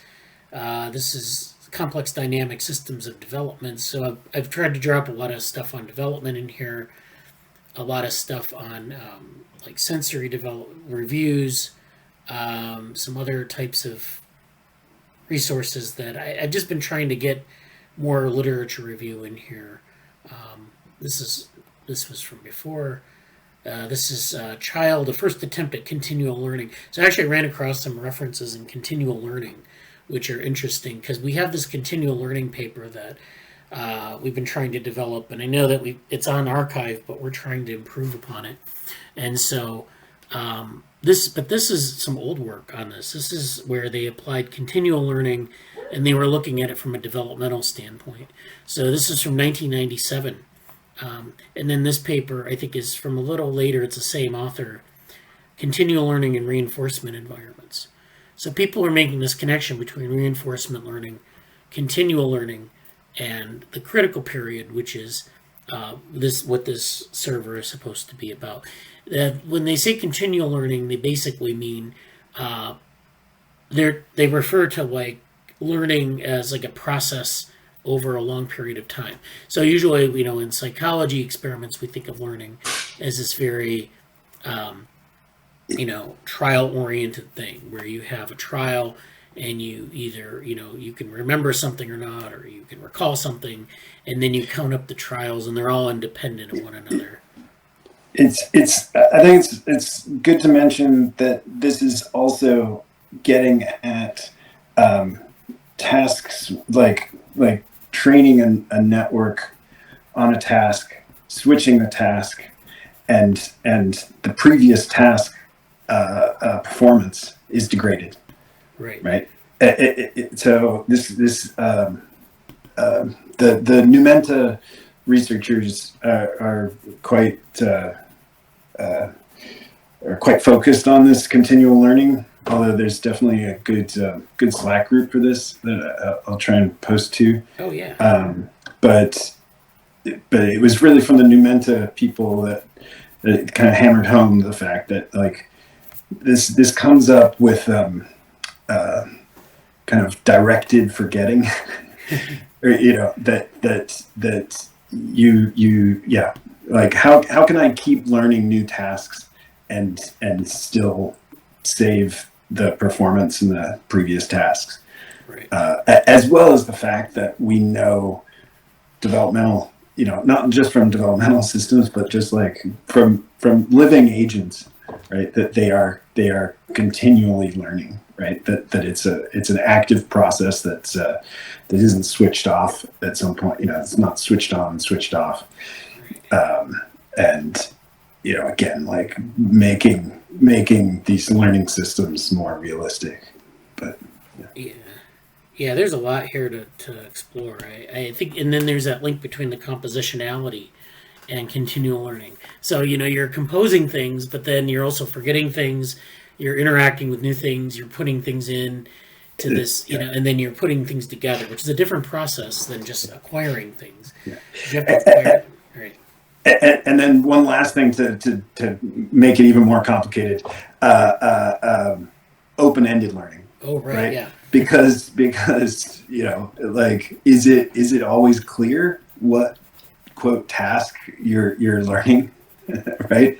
Yeah. And so this is like what last night what I was trying to talk Simon into focusing on was the continual learning with open-endedness. Yeah. I think there's something to be put together here. So I mean, like I've been like updating the server, and we have a number of different channels here. We have simulation and A-Life, which I've also put some other things in here. Non-neuronal cognition, which is like looking at organisms without a brain. There's this analogy between cognition and in bacterial behavior, what they're doing, and there's this. I guess you could say they talk about signal transduction as a mechanism, and of course that's what memory does at the cellular level is signal transduction. But I think there's a lot of interest. There are a lot of connections here. Maybe we should start making between like continual learning and other things that are relevant to some of the other work that we're doing. Because I know that we have this paper on continual learning, and I'm going through it right now to try to like make it better, and maybe we'll revisit this and try to submit it somewhere. But in general, this critical periods server, I really want to kind of get some, maybe start making some connections on some of the stuff that's in here, because we have a lot in here. So that's all I'm going to say on that for now. And then I want to go into the final order of business today, which is this paper. So I have a couple of things in here that I want to talk about. The first being this cybernetic regulation. And this is an old paper by Conant. This is from 1969. Actually, last week, I think, I talked to Rob Stone on the phone. He's he's a member of the lab who's not really tuned into our Slack or our meetings here, but he's interested in doing things from time to time. And I'm going to meet with him this weekend maybe to talk about this more. But I pointed him to this paper, and he's always interested in the history of cybernetics. So this is a really nice paper. It's from 1969, but it really kind of goes over sort of maybe the foundational assumptions of cybernetics. And so this paper is called The Information Transfer Required in Regulatory Processes. So a lot of stuff we see in like, not only in like some of the stuff that we saw with, closed loop control in between the brain and the body, or brain and technologies, also, gene expression and some of those regulatory pathways. But we also have this more abstract vision of what regulation is. And so this actually, if you know the 1970 paper that Conant did with Ross Ashby, that's where they laid out the ever good regulator theorem. And we've talked about that paper. This is sort of the lead up to that paper. So this is where they kind of lay out the fundamental relations between regulation and information. So in this paper, they're using the Shannon information standard equation here, which is this ensemble of binary states. You have an ensemble of states, and the more diversity you have in those states, the higher the information. And the idea behind regulation is that this information measure varies by, and it kind of determines the degree of controllability. In other words, if you can make, so the idea is this regulator wants to regulate a target.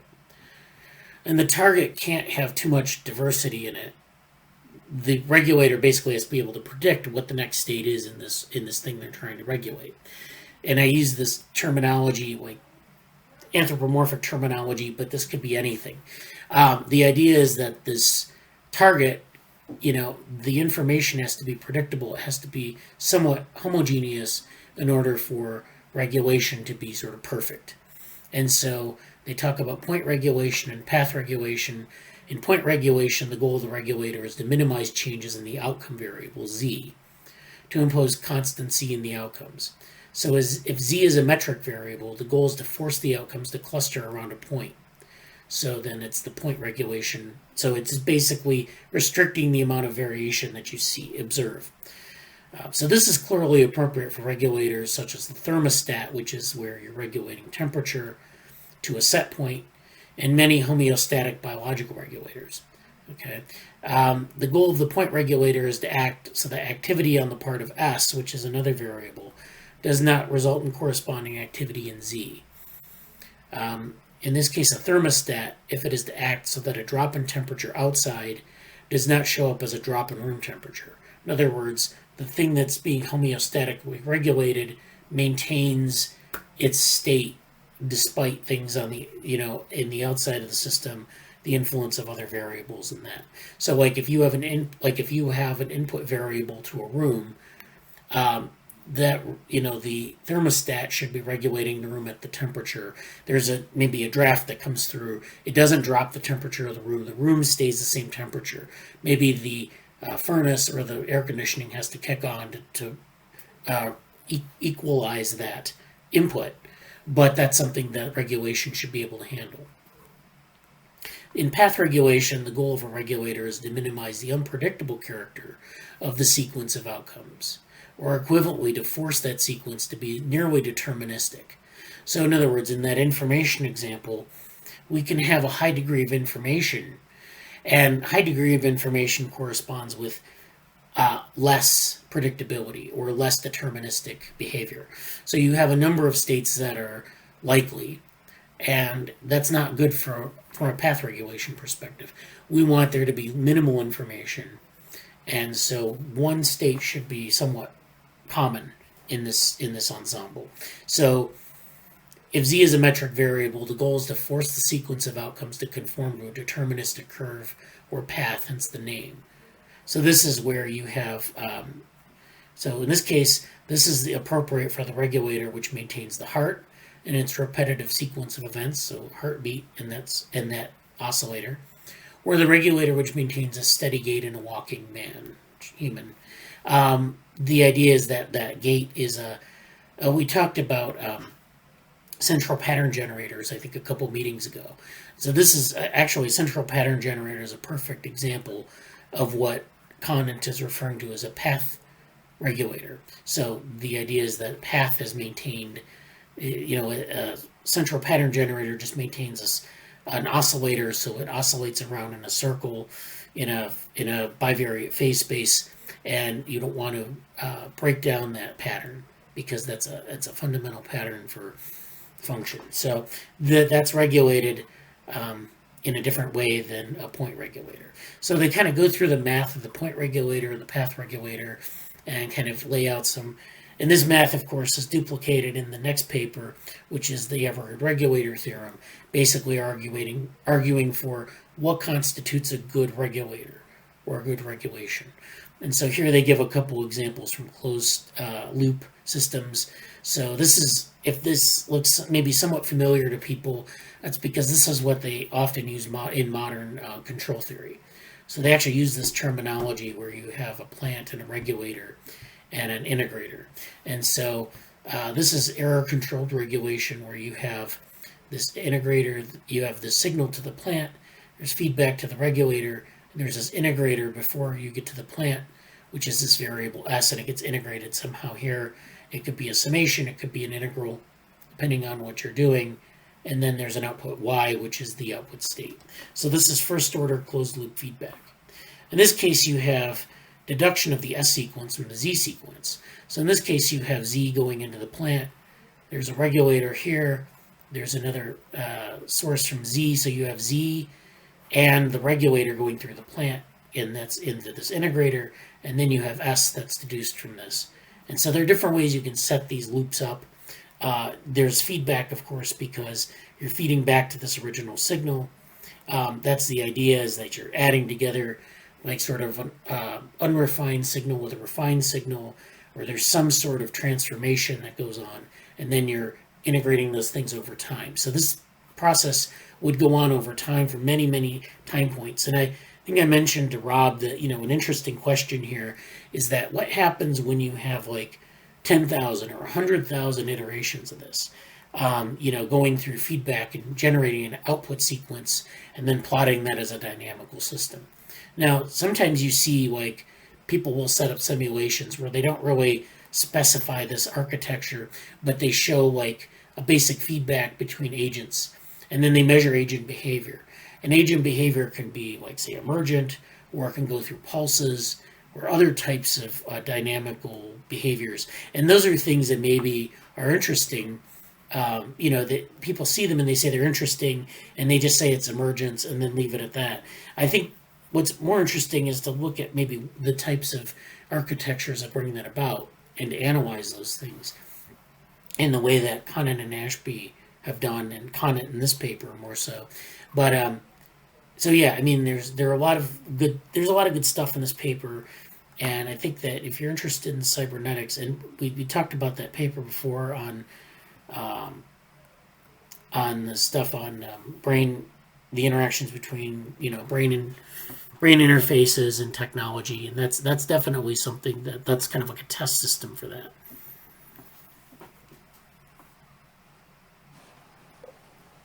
It's interesting. Yeah. So again, we didn't dive in, and time is not going to allow us. But I'm really interested to look at the history of the cognitive modeling like ACTAR, and how, if at all, it relates to some of these things. Because I certainly think, or I loved the path analogy there, or think about it in terms of that, and how they are again like doing ACTAR modeling computationally, as well as of course as soon as you bring up central pattern generators. I'm thinking of Nancy Capel's work, and really excited to dig into her more recent papers and see, she's been working on central pattern, or her central pattern generator stuff is what, 30 years old now. Yeah. I'm sure she's got updates. Yeah. Oh, sure. Yeah.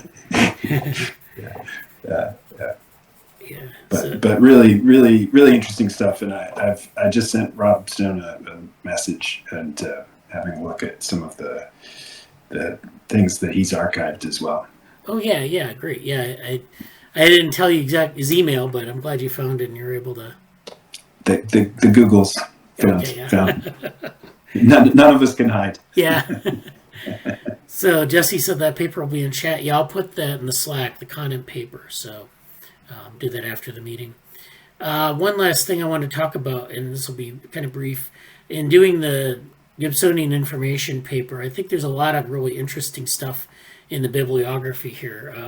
There's, it's been expanded, and there are a lot of things that were added in that I think were really interesting. There's some stuff on SLAM architectures in robotics, which it's kind of we're trying to apply this broadly to compound eyes in insects, or single sensor visual sensors in humans, or in mammals, or even robotic sensors. So we have some examples of some generic sensor arrays here where information is coming in. But there's also this stuff on there are just all these different types of topics that get covered in reviewing this stuff and building the theory. One of the things that I encountered while writing this, or writing some of the stuff for this, or going through it, was, let me see, where are we? Visual momentum. And this is an old paper from, I think it's from the 80s. So this is visual momentum, a concept to improve the cognitive coupling of person and computer. So this is a sort of a human-computer interaction take on visual momentum. And it's very similar in some ways to what we're trying to do with Gibsonian information, but it doesn't really get there, because it's sort of this idea, and this is actually maybe ties into this continual learning a bit, because the idea is that computer display system users, remember this is the 1980s, must integrate data across successive displays. The problem of across-display processing is then analogous to the question of how the visual system combines data across successive glances or fixations. So it's that experimental paradigm where you're kind of doing things trial by trial. But your nervous system is integrating all of this. Research from the cognitive psychology on the latter question, on these successive glances, is used in order to formulate guidelines for the display designer. The result is a new principle, again in 1983, of person and computer interaction, visual momentum, which is what they call it, which captures knowledge about the mechanisms that support the identification of relevant data in human perception. And so these displays over time will support things that people find relevant. So it's like taking direct perception and thinking about the attentional filter that direct perception needs to sort of sort some of this information. We don't talk about attentional filters in the Gibsonian information paper, but there is this aspect of visual momentum. So the idea is that, what you're paying attention to, or what is taken from the environment, is, if it happens repeatedly over time, you tend to go in that direction. That's where your attention moves. So if you see a bunch of balls on a screen, in a screensaver, and they're falling from the sky, and they're kind of random, you don't pay attention to the individual ball so much, you just see this pattern. But then if there's a ball that pops out of sequence and starts bouncing around, even, in your field of view, even when there are other balls in the background that are kind of moving in the same direction, you start to pay attention to that ball that's bouncing around in the display. And so that's the information. That's sort of almost like an affordance in a way. You could use that as an affordance, or it could be something that you're focusing your attention on. Again, we don't really get into attention too much in the paper, but I think there's this tie-in between this idea and direct perception. And it's really interesting because this is something that's been used a lot in computer display design. And so then there are other papers that are sort of similar to this. This is one that was cited in the paper. This is by Stephen Grossberg, who we know from the Grossbergian neuroscience presentation. And this is, how does the cerebral cortex work? This is learning, attention, and grouping by the laminar circuits of visual cortex. So this is a more anatomical view of this sort of same idea, that you have this, this direct perception, this continual information coming in, and you're kind of paying attention to certain things and you're grouping things, and this has tie-ins to what's going on in the visual cortex. And then the third paper is this linking the laminar circuits of visual cortex to visual perception. This is kind of a similar paper to the other one that I showed, but this is also by Stephen Grossberg. But this is a review article on this in a different venue. So this is the kind of stuff I think that maybe, I don't know if Jesse has anything to say about that. But yeah, where are you dropping these? I will be dropping them in the Slack, in the general channel. I have them in a folder right now, but I'll make them available. Super interesting, and I think he was. I don't know if we mentioned this already, but he was recently on Brain Inspired podcast. Okay. So, yeah, hopefully be talking about all these topics. Yeah, that's great. Yeah, really interesting. Yeah. But the visual momentum in particular, or again, like, would love more of this kind of human computer interaction. This is kind of Simon's point, is you guys don't really know what you're doing with these brain computer interfaces, and neural brain computer interfaces, right. And you keep forgetting about the first brain computer interface, which is the user interface, like UX stuff, or what gets called UX or HCI, or and I just so if you see this strange link to ETH Zurich, it's because it's Oberon is what Simon's connected with Joy. And remember that Oberon was a language as well as a GUI, or what we might call a windowing system. Okay. Yeah. And like essentially a user interface, right? And it there was a time when Apple had a really great cognitive guidelines manual. And it seemed to be informed by cognitive scientists in terms of thinking about the user interface. So that's really interested to read that 1984 paper. Yeah. I mean, it's dated, but it's not because it's like the basis for a lot of this stuff, and Right. Well, like cybernetics. It's dated, but it's not. And the fact that so I'm gonna have to try and pull up some of the images that Rob Stone has on his academia site, but just related to how cybernetics and complexity theory. Again, like the most recent Nobel Prize in physics is given to complexity theorists, and in particular focused on Ising models and spin glass and stuff, and that again, like it's both really old and like really new and super relevant. It's great. Jesse, do you have anything to add before we go? Not a whole lot. Really interesting stuff this week. I have so much reading and writing to do, but just a lot of good stuff. And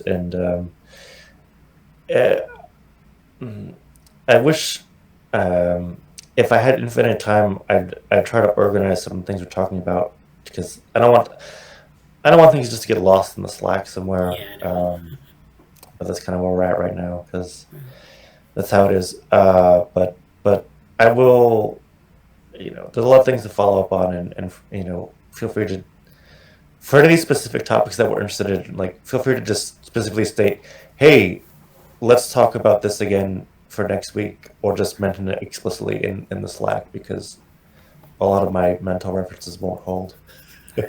But that's it. And one of the last thing is I mentioned some things to Avery and company about our stuff, and we are putting together some stuff already for it. And I think it's a really natural, like, at its core, this is a lot of what we're talking about is like stuff Avery's been interested in for a very long time. So I'm kind of hedging the balance between a functional preprint and then putting together a lot of things that they want to do. And so I think I'll follow up with you about that specifically, Bradley, in this week. But there's movement on that front, and that's good. It's the bottom line. And I'll it's good to talk to everybody, and I'll see you next week. Okay, talk to everyone later. Have a good week. Bye.